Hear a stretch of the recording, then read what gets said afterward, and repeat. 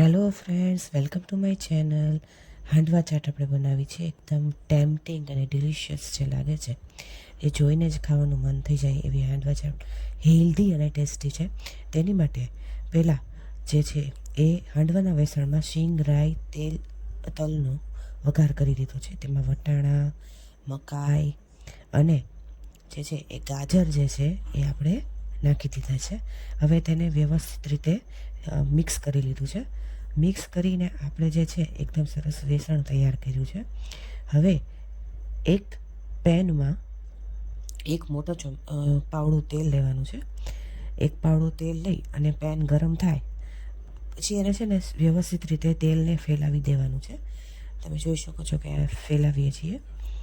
તેને ફેલાવી અને પછી જે છે એ તેમાં 3 મોટા ચમચા હાંડવાનું વેસણ નાખી દીધું છે. હાંડવાના વેસણની રેસીપી, ઢોકળાની ડિટેલમાં રેસીપી મારા ચેનલ પર મળી જશે ફ્રેન્ડ્સ. એકદમ ટેસ્ટી બને છે ઢોકળા, એકવાર જરૂરથી ટ્રાય કરજો. તેના જ આપણે લોટથી હાંડવો બનાવીએ છીએ. હવે આપણે સરસ એને પાથરી દીધું છે. એને પાથરી અને ઉપર પણ થોડુંક જે છે એ થોડુંક તેલ જે છે એ એમાં નાખવાનું છે. 15 મિનિટ સુધી આ હાંડવાને ધીમા તાપે ચડવા દેવાનું છે. એક સરસ મજાનો એકદમ ક્રિસ્પી હાંડવો થઈ જાય એટલે તમે જોઈ શકો છો કે બહારની લાઈન જે છે એકદમ રેડ થઈ ગઈ છે. મરૂન હાંડવો થઈ જાય તમે જોઈ શકો છો એકદમ ચડી ગયો છે. પછી એને જે છે ઉથલાવી લેવાનો છે. અહીંયા આવી રીતે ઉથલાવ્યો છે જેના લીધે તૂટે નહીં. એકદમ સરસ બ્રાઉન રંગનો હાંડવો રેડી થઈ ગયો છે. બીજી સાઈડ પણ આપણે એને 10 મિનિટ સુધી ચડવા દેશું. હવે તમે જુઓ છો કે થાળીમાં હાંડવો તૈયાર છે અને મારા મમ્મી એને કટ કરે છે હાંડવા ચાટ બનાવવા રેડી કરવા માટે.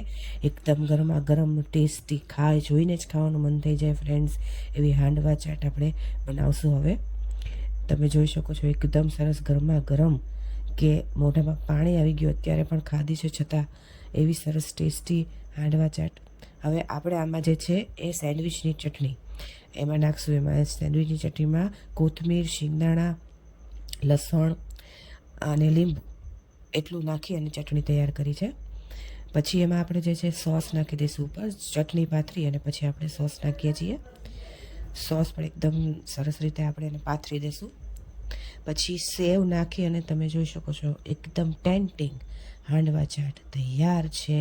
તો તમે મિત્રો ઘરે જરૂરથી બનાવજો.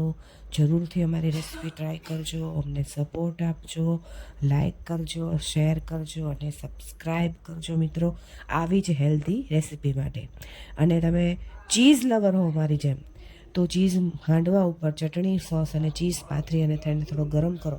ખૂબ સરસ લાગે છે ફ્રેન્ડ્સ.